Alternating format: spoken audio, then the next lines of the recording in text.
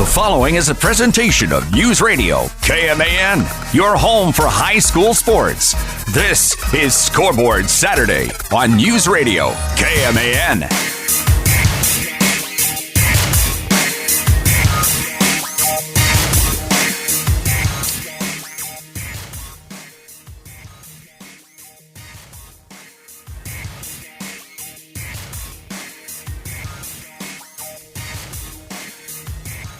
Well, I thought I was going to sneeze there for a second. I didn't want to start the show with you listening to my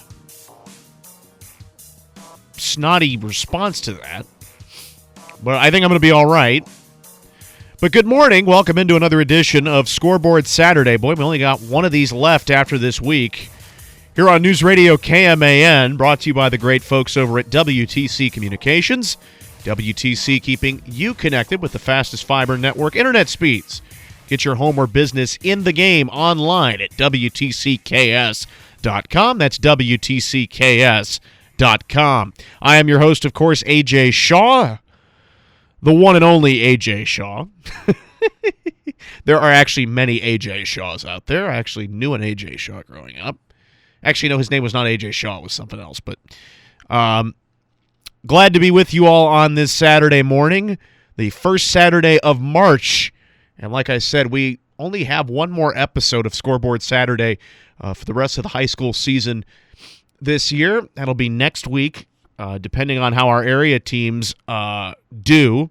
But we have a few area teams remaining. Of course, we have the Manhattan High Indians, the girls team. We have both Frankfort teams, and we have the Rock Creek boys who are playing in their sub-state championship later tonight.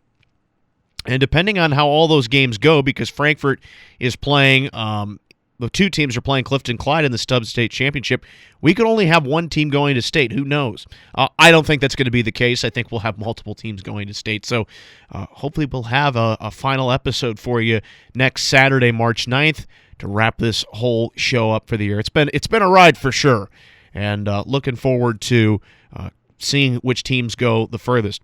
I mentioned the Manhattan High Indian girls team. They were down in Liberal, Kansas last night. That's what we'll lead the show off with. Later on in the program, we'll be joined by Frankfort boys coach Adam Schreiner. His team going to be playing Clifton Clyde later today in the sub-state championship. Frankfort girls, Brian Ebert's team going to also play Clifton Clyde girls, which is pretty incredible that we have two sub-state championships with the same teams going in it over at Mankato, Rock Hills. And then, of course, Rock Creek and Ottawa.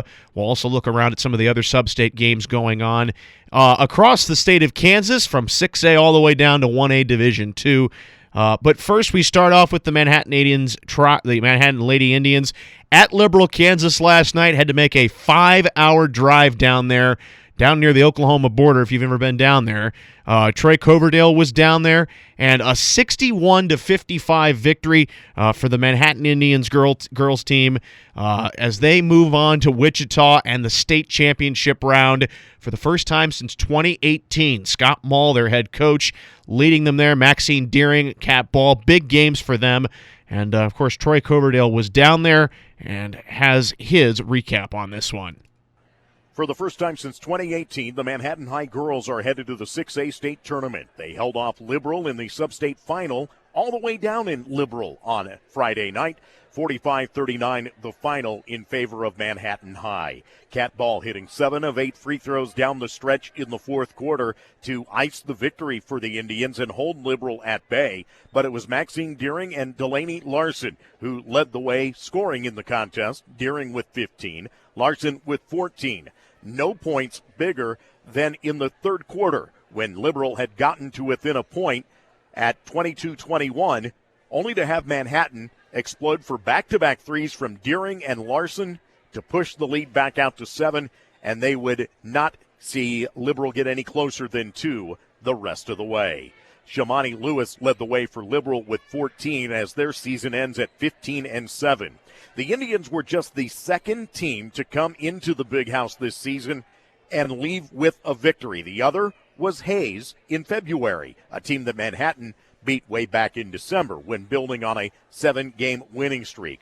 but the Indians took advantage of Liberal turnovers, missed free throws, and the Indians made the most of the opportunities as they get out of Liberal with the victory and will head for Wichita as one of 2 Centennial League teams in the 6A tournament next week. 45-39, the Manhattan final, as the Indians advance to the 6A tournament. For Scoreboard Saturday, I'm Troy Coverdale. Thank you, Troy. And I forgot to mention in there, Delaney Larson also with a big game last night. Maxine Deering had 15, Delaney with 14. Kat Ball, of course, hitting the 7 of 8 free throws. And, everyone's going to say, this is kind of a big upset. It's not an upset. Manhattan High got off to a fantastic start, if you recall. This is a girls' team who's very, very talented. They're very deep. They're healthy now. And Liberal's a good team. No one is disputing that. But this should not be a surprise to many. Manhattan High is pretty darn good, and the ladies now 12-10 as they are in a pretty good position right now heading into state. Shamani Lewis had 14 to lead the Redskins of Liberal High School, but in the end, the Indians come away with the victory, and the man of the hour really was head coach Scott Mall, one of the greatest coaches ever, not just in Manhattan High history, but in Kansas high school basketball history, and he caught up with Troy after the ball game. Key points in this ball game. They close to within one early second half, and you get 2 big threes back-to-back from Maxine Deering and from Delaney Larson. Really set the tone for down the stretch because you gained a lot of confidence, it looked like. Yeah, that was definitely 2 big shots. We got a little cushion there. We kind of gave it away a little bit after that, which disturbed me. We got a little bit of a hurry, but boy, those were 2 huge shots because everything was so tight. To get that gap right there was just something special. To get a little more distance between us and them was huge. One of the things that played out through the course of this one, I really felt that aided you was the fact that it at times looked like that they were really harassed by what you were doing defensively. Yeah, I thought our girls did. We had a plan for how we wanted to guard them, and the girls really did a good job. We gave up some stuff inside, but they're very physical on the boards and stuff, so they got some rebounds. But then we were still challenged them inside, so they didn't hit all those. But we knew 23 is such a good player for them, and our girls did a great job on her. I don't think she scored too many, and then we did a good job. We have some tough matchups because they played with 3 forwards a lot, but our girls really did a super job. One of the things that does stand out as well to me is that your seniors come out of this with an opportunity to play at state, but they also do it by being such contributors for you tonight. Jimenez gets an opportunity to start for you because of the fact that she maybe is a little more active and can do some flexibility things that maybe the others on your team don't offer, but then you throw in what Max does and what Emery does for this team, and they really have propelled you on this opportunity. Oh, yeah, we depend a lot on Maxine, both ends of the court, and she does super. Emery does such a great job with the ball, and defensively she's just outstanding. We challenged her. She had to guard a big girl tonight, which she usually doesn't have to guard. And second half, they came out wanting to go right after Leah, and they scored right away, but the next time, Leah got around and got a big steal for us. That was big because then they had to kind of change what they wanted to do, but it was obvious they were going to go in and go at her, and she came out and make a play, which is what Leah does. How much fun do you have coaching this team? Oh, they're a great bunch. They're so competitive. They played so tough all year. It was fine. They deserve to get rewarded for how they played against some really good teams. And it was great. You always love it when good kids, good people get rewarded, and they earned this reward. Head coach Scott Mall, the girls' head coach for Manhattan High girls basketball. Thanks to him for sitting down with Troy after the ball game, and thanks to Troy Coverdale for that interview and wrap. And number 23 is Haley Contreras, a senior. Pretty good player. I also mentioned Shamari Lewis, the sophomore forward. She's also pretty darn good. And we mentioned 2018, the last time Manhattan girls made the state championships. The last time they were in it, they were a 4 seed. They went up against Centennial League rival Washburn Rural, ended up falling in that game by 13. Good news, though, is Olathe East was able to take down Washburn Rural in the next round, and then Derby went on to win the state championship that year. But this is a pretty cool moment for those seniors to get an opportunity to go to state and play in Wichita and get an opportunity for a state title. That's a pretty good experience, especially because it's the last time some of them may be playing. You never know. And there are some incredibly good players on the Manhattan High ladies team. Maxine Deering, Kat Ball, Delaney Larson. He mentioned Sanchez. She got a chance to start last night. She did a very good job handling her own on defense as Manhattan comes away with the win. Looking at the 6A bracket right now, 4 sub-states going on. The winners already being determined out of 6A.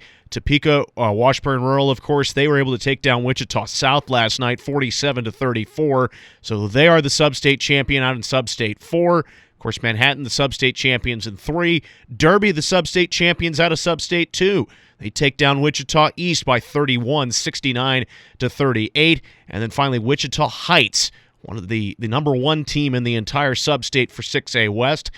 They ended up taking down Wichita Southeast by a 43-25 final. So outside of Manhattan's win, they had the closest win last night, the Indians did. But that doesn't mean anything in the end. Just a note that I wanted to make there.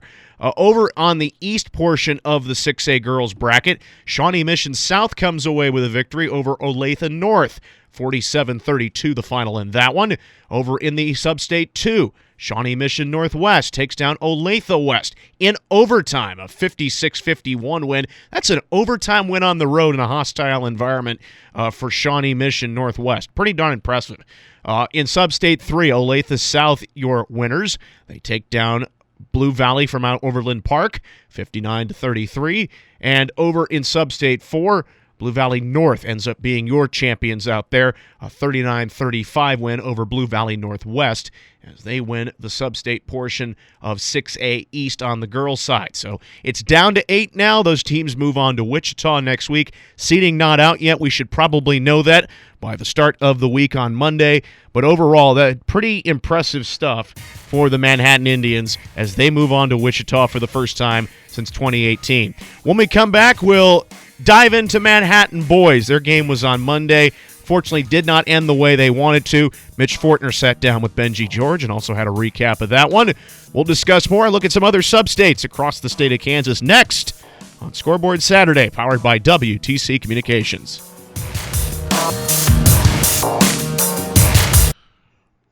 Back here on Scoreboard Saturday, News Radio KMAN.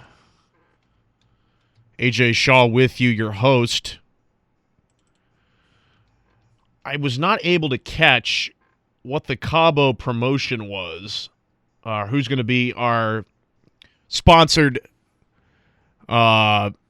business this week that's going to be supporting our BriggsAuto.com passport to Cabo. Mitch mentioned it, and then I just completely blanked on it because I was focusing on something else.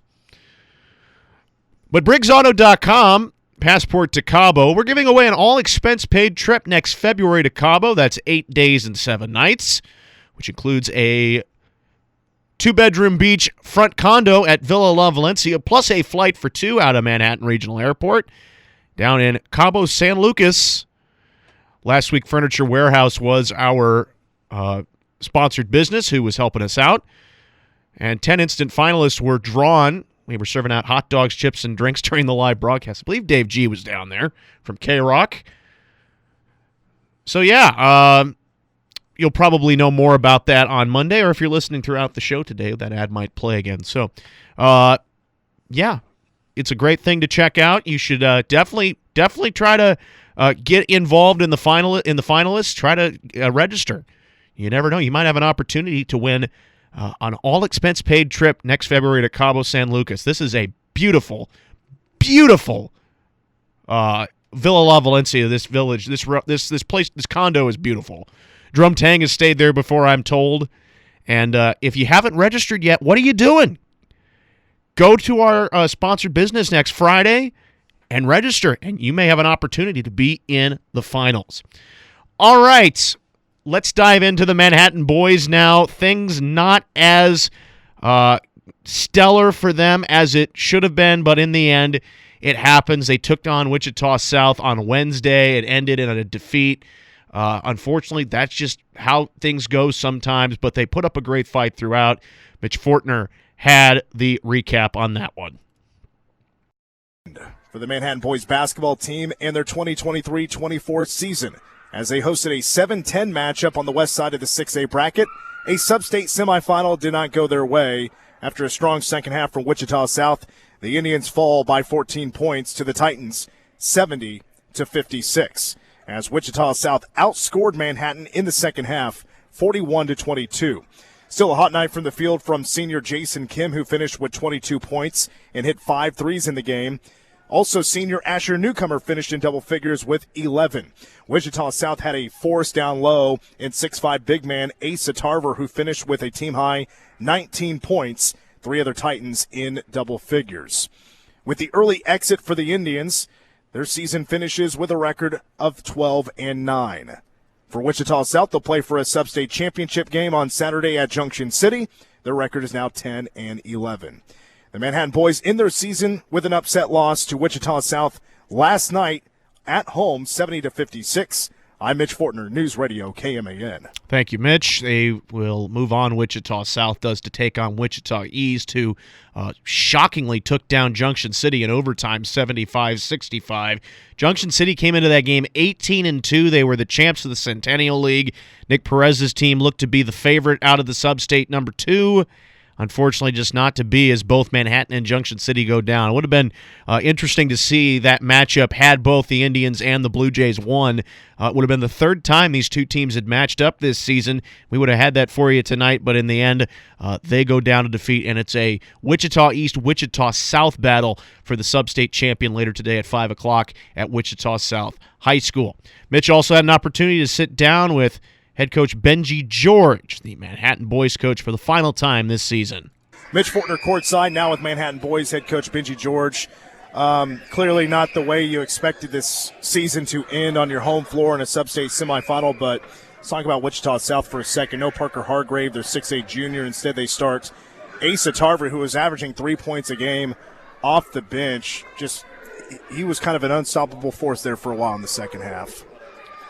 Yeah, as a team, you kind of know what your strengths and weaknesses are, and our strengths are wanting the game to be wide open, perimeter shooting, fast-paced, and every team has an Achilles. Ours now I can say it because our season's over, but our Achilles is definitely physicality and just that size that we can't replicate it in practice, and when you have a team that's as physical as Wichita South, and that's, on some level, it's just the brand of City League basketball, and we just didn't do a good enough job of having our guys ready for the level of physicality they were going to see. We didn't play through contact well, and every time we got contact, it kind of became just an excuse to lose the basketball, and we lost the basketball way too much, and then they're in transition, and then rebounding was the other area where physicality affected us, and we just didn't have an answer for it. And all year long, I kind of knew, that was the storm we were going to have to weather, was when we ran into a really physical team, and we just couldn't match it. Going back to the physicality, it seemed like you just couldn't get a possession without them getting a tip on a pass, or they're poking the ball from away from behind. When that kind of thing is happening so consistently for an opponent, is it so hard to keep that out of your head that you're just waiting for the defense to come poke it away from behind when you want to drive it or something? Yeah, they generated so many more possessions with their physicality and their ability to get to loose balls and their ability to create loose balls. You go back through the game, just their again, just ability to create extra possessions. Every extra possession is worth somewhere between a point or two, for your own team, and they created so many more possessions for themselves than we did. And between the loose balls and the rebounds and the times they knocked the ball away from us, that we just couldn't overcome that. I was a senior once upon a time, and I remember how hard it is to play that last game, and how for some of these guys, this is the last time they'll, wear a basketball uniform. Same thing with football players. For a lot of them, it's the last time they wear a football uniform. Yeah. Jason Kim finishes his career at Manhattan High with 22 points and 5 threes. Asher Newcomer finishes with 11 points. Unfortunately, Ian McNabb couldn't play tonight, but you also have special seniors in Elijah McFadden and Max Standard and Miles Braxmeyer, who is just such a great passer and a leader as a point guard. When you think about the senior class in this team, this group of guys, what stands out to you the most? Well, I think it's our season theme, Rise Together. I mean, they did such a good job of replacing, what we had to replace above and beyond. I mean, we needed a scorer, and Jason turned into that. Miles is one of the best point guards I've ever coached, and a floor general. If we could have got 2 more games, he would have really had a chance at the school record for assists, and I desperately wanted that for him. And then I think we saw who Asher was tonight with his ability to step out and hit threes and do some damage in the paint. And then I thought we saw who Max and who Elijah was. I mean, Max had that really tough finish the first half, and that's kind of who he is. He's probably our most physical player and plays great defense. And then Elijah got his hand on some balls and got some punctures in the paint, and they each complement each other's talents so well. I'm really going to miss coaching them. We started the summer with, from where we started, it was a group. We looked like a deer in the headlights this summer, and just to go from that to where we are, even with an early exit in the playoffs, I think season-wide, if the journey is the reward, they've given us a heck of a reward, and I hope we've been able to give them a reward with the journey, because from where they started to where they got to, it's pretty special.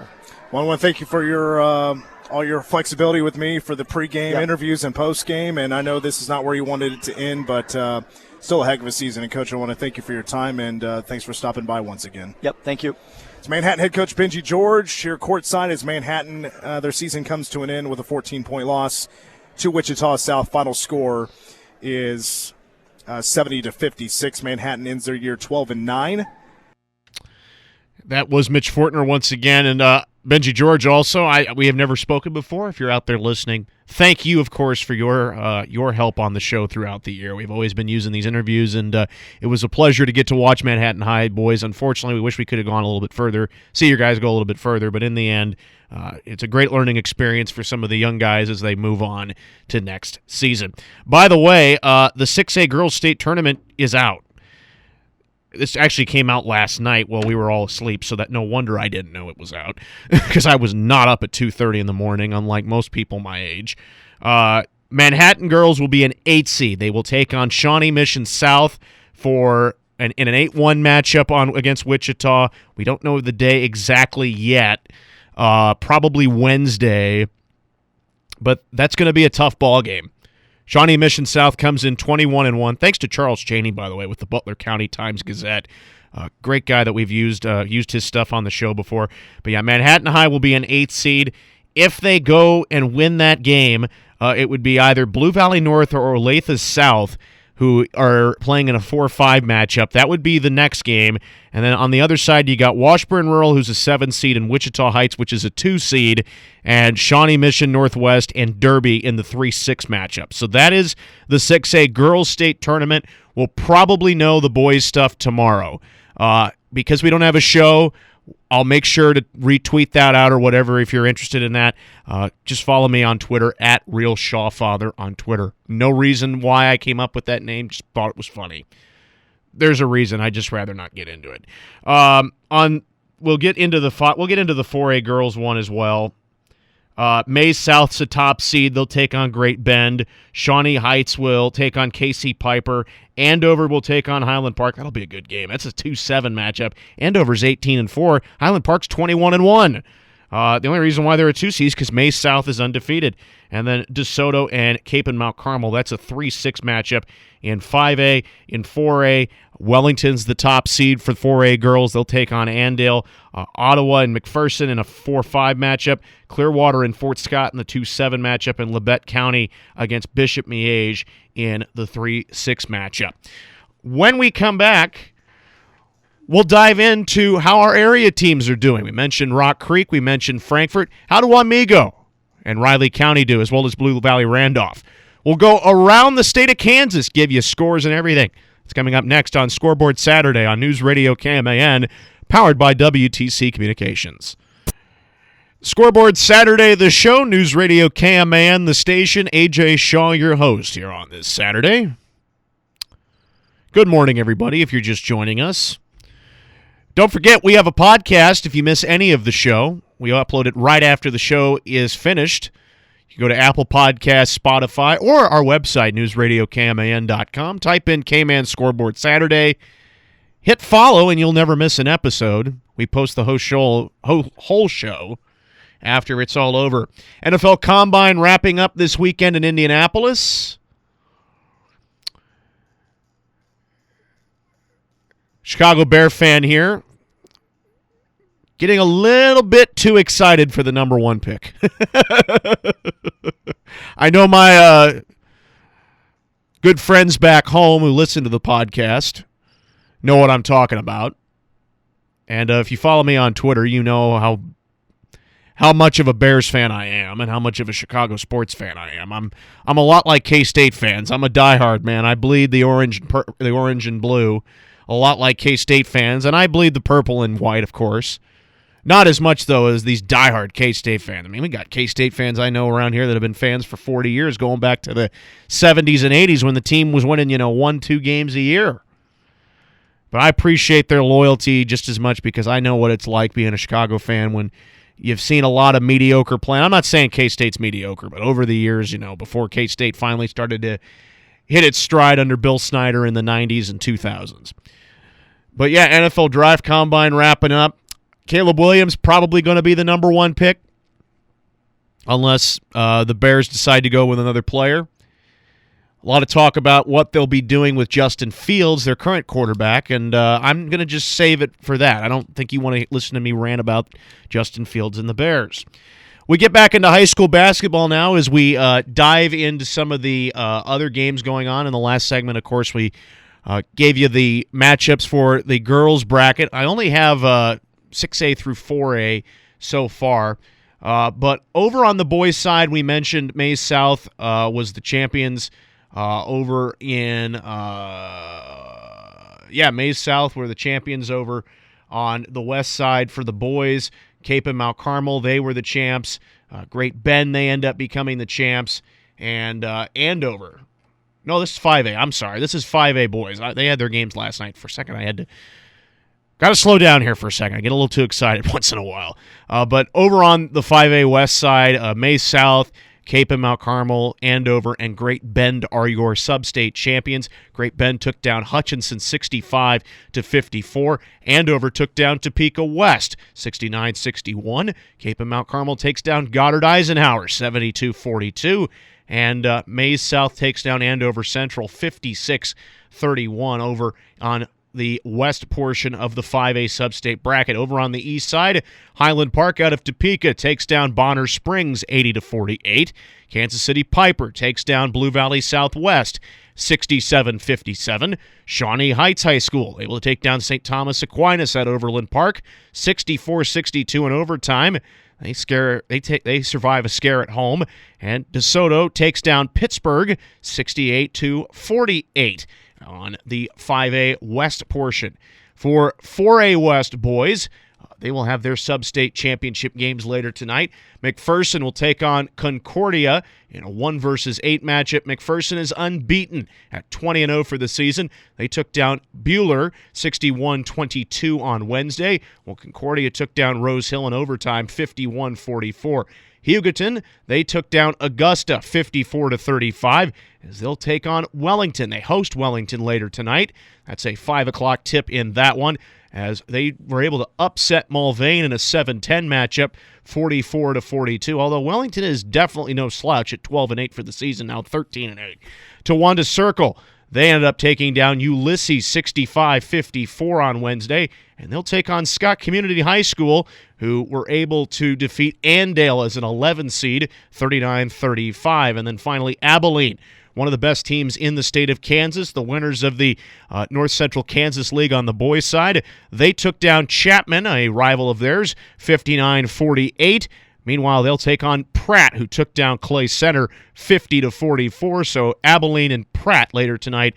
That's a 5 o'clock tip on the 4A West portion of the bracket. On the east side, Atchison was able to take down El Dorado 70-32. Hopefully I said that right. I know somebody got mad the other day at somebody mispronouncing El Dorado. Eudora able to take down Parsons 53-47. Atchison wins 70-32, so it'll be Atchison and Parsons for the sub-state title later tonight. Baldwin able to take down Independence. That one that one wasn't even close, 83-35.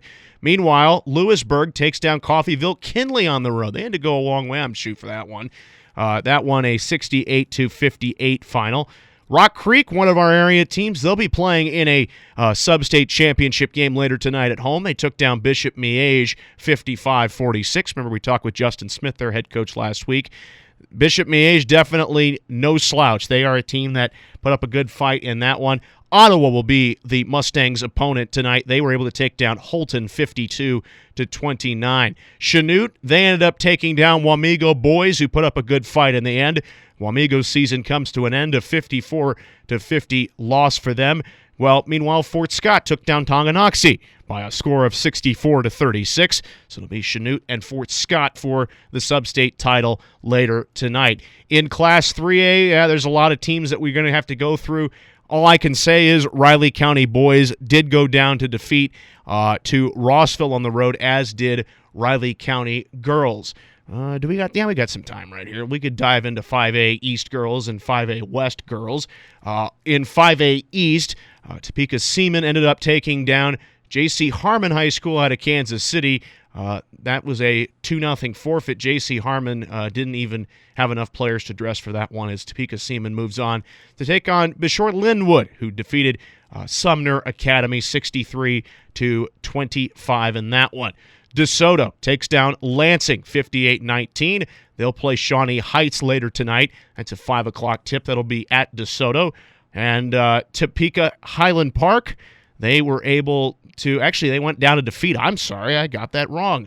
Topeka Highland Park, as they go down to a 14-seeded Pittsburgh team, 44-42. They'll take on Blue Valley Southwest, who also picked up a sort of an upset victory, beating a 6-seeded Spring Hill team, 60-52. St. Thomas Aquinas, they were able to take down Leavenworth High School out of Leavenworth, Kansas, where the federal prison once was. St. Thomas Aquinas able to pick up a 66-13 victory. By the way, the other one, St. James Academy out of Lenexa, wins it by 30, 55-25 over Bonner Springs. That is on the 5A East portion. On the 5A West portion, Andover, unbeaten, took down Goddard Eisenhower, 52-32. They'll take on Hutchinson later tonight, who was able to pick up a victory in a 9-8 matchup against Cape and Mount Carmel. That won a 41-37 win. Mays South, they were able to take down Arkansas City, a final in that one, 52-29. They'll take on Valley Center later tonight, who took down Salina South by a final of 51-33 on Wednesday. Emporia, one of the better teams in the state of Kansas, the winners of the Centennial League on the girls' side, they'll take on Great Bend. Emporia beat Topeka West in a Centennial League matchup, 65-35. Great Bend took down Salina Central, 46-42. Bishop Carroll ends up defeating Andover Central 49-41, while Hayes takes down Goddard in overtime 53-45. So it'll be Bishop Carroll and Hayes for the sub-state championship later today. These are all 5 o'clock tips, by the way, ladies and gentlemen, if you're interested in going out to any of these games. 4A West, Wellington took down Ulysses 43-12 and then takes down Scott Community in the championship game. Wellington, the sub-state champions. Scott Community beat Buhler 60-47 the other night. McPherson, your sub-state champions, they took down Clay Center girls, who were the champions of the NCKL on the girls' side, 68-55. The Lady Tigers season comes to an end after going 13-9 this season. That was a league that looked like Wamego was going to end up winning, but in the end, they couldn't unfortunately finish it off because of some injuries near the end of the season. We'll get into Wamego girls in just a minute. Brian McIntosh's team. Clearwater, your other sub-state champions, they were able to take down Concordia last night, a very good Concordia team out of the NCKL, 45-33. Over on the east portion of 4A girls, Fort Scott, one of your sub-state champions, as we mentioned, they took down Independence 50-39. Shawnee Bishop Miege, they were able to take down, I don't know why I said Shawnee Bishop Miege. I guess I got a little, I screwed it up right there. That's what happened. They took down Eudora 48-25. Shawnee Bishop Miege. Why am I saying that again? My goodness. this is what happens. You start reading things; it just gets programmed in your head. They took down Rock Creek, one of our area teams, 61-22 the other night. Eudora beat Parsons to get to the sub-state championship. Ottawa, they are a sub-state champion. They ended up beating Baldwin last night by a score of 45-28. And then finally, Labette County is a sub-state champion. They took down Chanute, who upset Wamego on Tuesday 47-43. We mentioned Wamego had a bunch of injuries. They lost Riley Meinhardt. They lost Leslie Hecht. I'm not taking any shots at Chanute. I'm sure they're a good team. They put up a good fight, but you have to think if Wamego was healthy, they make a little bit of a further run. They're one of the best teams in the state of Kansas for that reason. So those are your sub-state victors. I would go through 3A and all that other stuff, but I would have to go through 16 different brackets. But we can say Riley County got beat by Rossville. The girls and the boys teams were taken down. Thought Riley County girls might have a bit of a shot to maybe make a run. They were playing pretty good down the stretch, but not able to defeat a very good Rossville team in the 3A bracket. That's the music. When we come back, we'll sit down with Frankfort head coach Adam Schreiner and take a look at 1A Division I and 1A Division II. That's all coming up next on Scoreboard Saturday on News Radio KMAN, powered by W. Back here on Scoreboard Saturday, News Radio KMAN. After our final break of the show, AJ Shaw with you. As we dive now into 1A Division I and 1A Division II, Adam Schreiner, our guest, the Frankfort High coach. And, Coach, I know we were talking that you were watching the game last night, Clifton Clyde. The Frankfort girls were able to beat Clifton Clyde. And my first question that I have for you is, how does it kind of feel for you as a program and for your high school as well as the community of Frankfort to have both teams in the state championship? Oh, I think it's wonderful. I mean, our girls program has been doing very well recently, and, we're trying to kind of follow in what they've done. So I think it's great for the school and for the community to have both teams there and with that opportunity to go and do something special that I don't think has been done at Frankfort before, both boys and girls. So hopefully we can try to do something like that. Absolutely. So Osborne, your opponent on Thursday, you pick up the 61-55 victory. They came in, they'd only lost one game all year. They were the number one team in your sub-state bracket. How much did you know about them coming in when you were going into the game on Thursday? We knew that they're a really good team. I mean, obviously their record shows that, and they have a couple kids that can straight up score the basketball. So we knew we had our work cut out for us, but one thing I'll say about our league is it kind of prepares you for everything. So I think this win is a testament to the kids, the work they put in, but also the league that we get a chance to play in. Absolutely. What were some of the keys to the victory on Thursday? What kind of went into your guys' success? We hit some shots. I think there in the second quarter, I want to say maybe we hit 5 3-pointers, and we moved the ball around well. And other than hitting shots, I thought we did very well defensively, rotated some guys around on the Hamill kid and just tried to make him uncomfortable. He's such a good scorer that, he's going to find a way to get points. But I thought collectively as a team, the kids battled extremely hard defensively and then played unselfish basketball and put the ball in the hole. Awesome. Clifton Clyde comes up next. These guys are familiar. You've played them already. You played them back in January. They unfortunately handed defeat to you. You also played them in the TVL tournament. So this will be the third time you're facing them. What has to go differently, you think, for your guys tomorrow night in that game that didn't go that same way for you in the first two games? Well, we got to take care of the basketball. I mean, in both those games, they're highly contested basketball games. So we know we got a shot tomorrow, but we got to cherish possessions and make each and every one count, because it's just a possession here or a possession there that can change the complexion of a game. And I think if we cherish the ball and play good defense and rebound, then we'll have a shot. But they're a very well-coached team and a good team. Absolutely.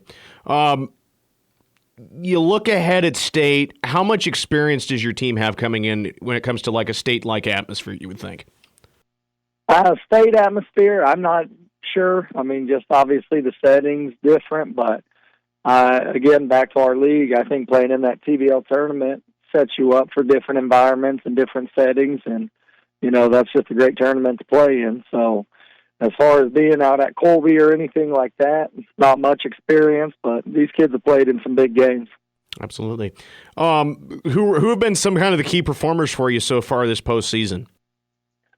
Wes Anderson has hit some shots and played good defense, and then Lane Wiseau and Ty Smith have really stepped up defensively and kind of accepted that role of they can be those guys to go out and get some stops. And Carter Olson stepped up big time for us last game and knocked in free throws there when it counted and did an exceptional job. And then we got two posts and Fred Rosequist and Goulet say that, they work well together and play unselfish basketball, and are just kind of those glue guys that do the right things.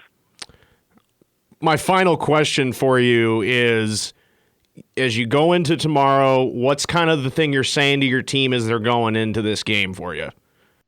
We're just saying enjoy the moment. You get 4 years to play in different things like this, and, you've set yourself up to be in a big-time game with a familiar opponent, and it's just enjoying that moment, enjoying that atmosphere, and going out and, playing Frankfort basketball and seeing what we can accomplish.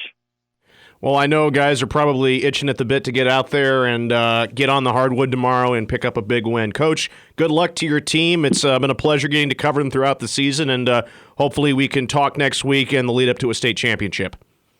Thank you. We appreciate that. Head coach Adam Schreiner, boys basketball coach at Frankfort High School. His team takes on Clifton Clyde later tonight. 5 o'clock tip from Clifton Clyde High School.